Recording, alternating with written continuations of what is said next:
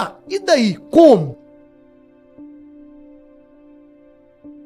Nós tínhamos um sítio, eu começava a vender mexerica na porta da faculdade, aprendendo.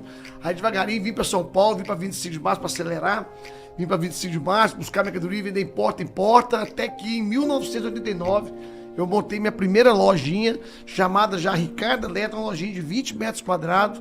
E praticamente vendia ursinho de pelúcia, essas bugigangues, tinha um pouquinho de eletrodoméstico. Mas já tinha a ousadia de escrever na porta assim, ó, cobrimos qualquer oferta em eletrodoméstico do Brasil. O povo passava, via aquela lojinha e falava assim, esse cara é maluco, né?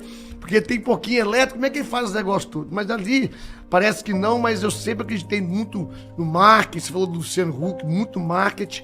E fomos crescendo, fomos para a capital, e nós chegamos até em 2010, com 400 e poucas lojas, espalhadas para todo o Brasil. E aí, quando foi feita a fusão com uma grande empresa do Nordeste chamada Insinuantes, não sei se você conhece. Conheço, muito grande. Muito tradicional lá da região do Nordeste. E aí nós compramos umas outras redes que chamavam Eletroshopping, depois compramos uma outra rede que chamava Citylar, depois South. E fizemos um grupo chamado Máquina de Vendas, onde a gente chegou a ter 1.100 lojas, 45 mil funcionários e 12 bilhões de faturamento anualmente. Era uma loucura, era muita venda, era 27 mil vendedores. E foi 30 anos de muita batalha e muita luta. E depois vamos lá, vai perguntando, eu vou te falando a história aí. Mas por que você decidiu entrar no ramo de vendas? Assim, foi por necessidade? Como que aconteceu? Então, meus pais já eram comerciantes. Tá. E quando meu pai faleceu, eles tinham uma joalheriazinha pequena, uma joalheria que depois acabou tendo um assalto lá na joalheria e minha mãe vendeu. E aí acho que a raiz veio aí dos meus pais mesmo de venda. Foi começando e eletrodoméstico foi porque eu vinha para São Paulo, na 25 de março, e tinha uma lojinha que chamava Comercial Eduardo, que vendia eletrodoméstico. E aí eu comecei a perceber aquele ramo e gostei e fui adquirindo conhecimento até montar a primeira lojinha para empreender nesse país. Eu vejo assim, tua história, cara, você é um cara que realizou muito perto das dificuldades que a gente enxerga hoje dentro do Brasil. Um dos maiores problemas do Brasil é a logística.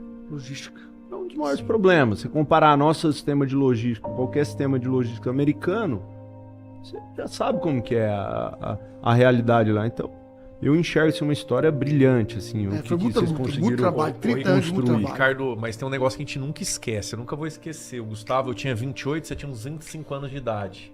A gente fez nosso primeiro milhão. Quando foi que você fez seu primeiro milhão? Que você fala, cara, primeiro milhão, você lembra disso? Foi em 1996, quando eu montei a loja na capital. Eu lembro que nós vendemos o primeiro milhão e fazia continha, falei, opa, o negócio começou a engrenar. Aí começou realmente a acontecer. Foi depois de uns 7 anos que eu já tinha montado a loja, foi a filial 10, nossa, nós vendemos 10 lojas que eu já tinha, mais ou menos. Show de bola. Época. E vamos falar um pouquinho do Guinness Book? Como foi essa história aí? Conta pra gente. Guinness Book é interessante. As pessoas sempre me perguntam, Gustavo e Reinaldo, assim, cara, como é que faz pra vender mais? Porque vai viver muito com esse negócio de vendedor, né? Eu sou muito louco com vendas, sou louco com vendas mesmo. Eu acho que se você vende na empresa, 90% dos problemas estão resolvidos. Né? As pessoas focam muito em muita coisa, mas eu acho que a gente tem que focar muito em venda, né? E aí surgiu porque, na verdade, eu sempre quis criar um gatilho para vender mais. E foi quando foi em 2014, as vendas tinham caído muito por causa daquele problema do impeachment da Dilma, aquela confusão, insegurança no país. Aí eu criando gatilho de vendas, gente, eu estava em casa, minha esposa me entregou um livro do Guinness. Quem sabe, será que tem alguém que fez, tem algum vendedor que fez o recorde de venda? Aí eu fui ver, tinha um americano que tinha feito 600 vendas em 12 horas de carro. Aí quem sabe eu vou dar uma ideia, né? Vou fazer o seguinte, vou criar uma grande campanha no Caldeirão do Huck tudo e vou chamar para uma loja e a gente vai usar isso como um gatilho de venda para transformar no melhor venda do mundo para poder espalhar para as 1.100 lojas. E aí eu falo com você que é o seguinte, venda é marketing, né? Por exemplo, se eu ficasse dentro de uma loja o dia inteiro para mim fazer 600 vendas em 12 horas, não entra 600 clientes numa loja. Então, como é que você fala? Aí a pessoa pergunta, como é que vende mais? Comunica mais. Aí eu fiz uma grande campanha, eu negociei com as indústrias, falei que 5 horas da tarde estaria na loja, e abri as portas, tinha 4.000 e tantos clientes na porta da loja, e eu bati o recorde em 3 horas. Uau. Vendi mais de 1.000 e tantos produtos em 3 horas. Uau. E aí a gente usou isso como um mote de campanha, né? Então tudo era pensado, marketing, para vender mais, vender mais, vender. Não foi nem para... A preocupação nem era transformar no maior vendedor do mundo, era muito mais vender mais, era sempre pensando em vender mais. Tem empreendedor que quando vem a dificuldade, tira o pé. Você é o contrário. Cara, tá difícil, tem que ir pra Criatividade, cima e fazer criatividade. acontecer, Tem que fazer, né, cara? porque ó, você imagina, você vender 1 bilhão por mês que a gente vendia, é muito Coisa, bonito, hein? né? Mas eu começava o dia primeiro com 1 bilhão de duplicado a pagar. A nossa folha era 180 milhões por mês. Então o povo falava assim, Ricardo, você é doido. Eu sou doido, não, sou maluco. Porque você imagina, se eu não for doido, eu não fabrico 1 milhão de venda, 1 bilhão de venda. Então tinha que vender, não tinha meia conversa. 180 milhões de folha, cara. Você imagina. Meu. 700 O cara milhões. entender a pressão. Deixa eu lá, comecei o mês 180 milhões negativos. Isso é a vida do comerciante, né, cara? Do empresário. O empresário é isso, Cara, não tem então, jeito. então é muito bonito falar 1 bilhão por mês, mas é 1 bilhão de problemas que você tem que resolver. Mas é o que você tinha comentado, eu acho muito legal, cara. Que com dinheiro você resolve as coisas. É. Não tem jeito. Então vender, ele tem que ser algo que tem que ter foco. Porque é o seguinte, cara, eu tenho 1 bilhão de conta pra pagar. Se eu não vender, eu tenho 1 bilhão de problema.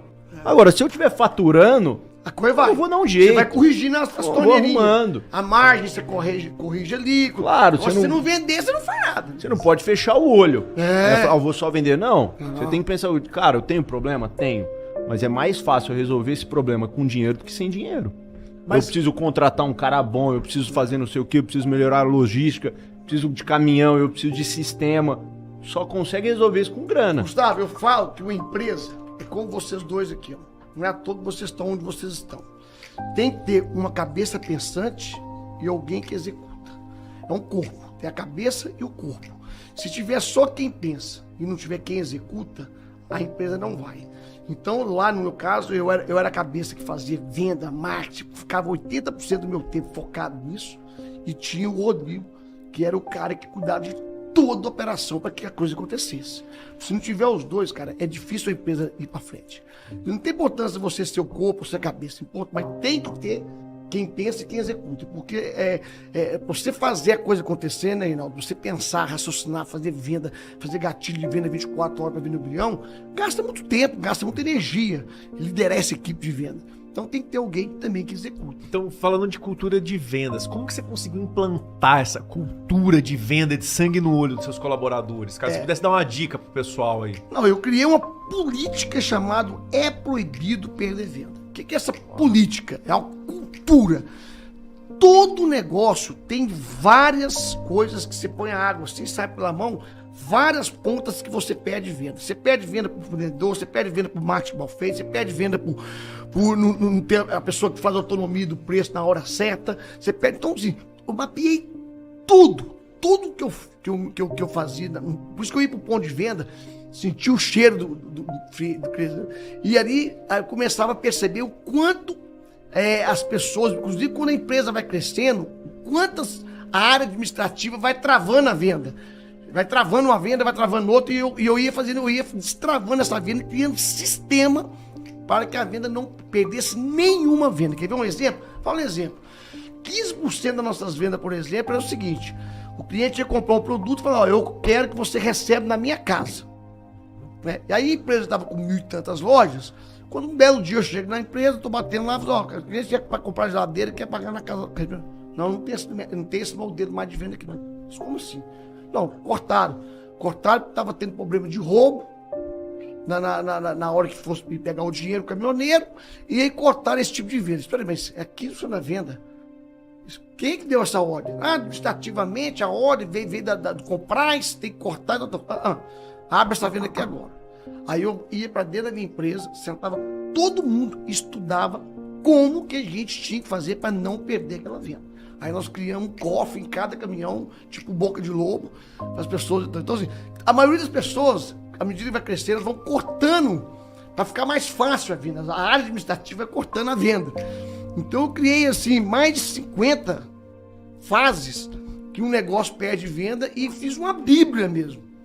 Toma aqui, meu amigo, o vendedor tinha que entender aquela bíblia e ali, isso é o que eu fazia. Que é rodar o Brasil todo e fazer isso. Essa Bíblia aí precisa virar livro, hein, porra. É. Pô. Eu tenho um caderno, chama Loucos por Venda. Tem. Top. Loucos Esse é por Venda, top, que aí hein? tudo que você vai no seu negócio aí, você sempre tem alguma coisa. Por Claro exemplo, que tem. chegar numa loja, o gerente tinha autonomia de venda, de preço. O gerente é outra. Chegava no gerente, parava. E pedia, eu tô perdendo muita venda aqui. Aí eu passei pro regional. Então a gente via a margem do regional, para não perder aquela venda. Se o regional tivesse a margem dele equilibrada, ele podia provar. Se o regional não tivesse, ia pro diretor. Se o regional, o diretor, que tinha 300 lojas, tivesse, tinha... Depois do diretor, ia para quem? Nós tínhamos uma central de preço. Que aí ia para a central de preço, para não perder nenhuma venda, que aí ali tinha uma central que analisava todo o mercado, via a margem da empresa inteira e falava, pode fazer essa venda. Então eu fui criando camadas. Então, assim, milhares de coisas que eu criei para não perder venda. É uma cultura.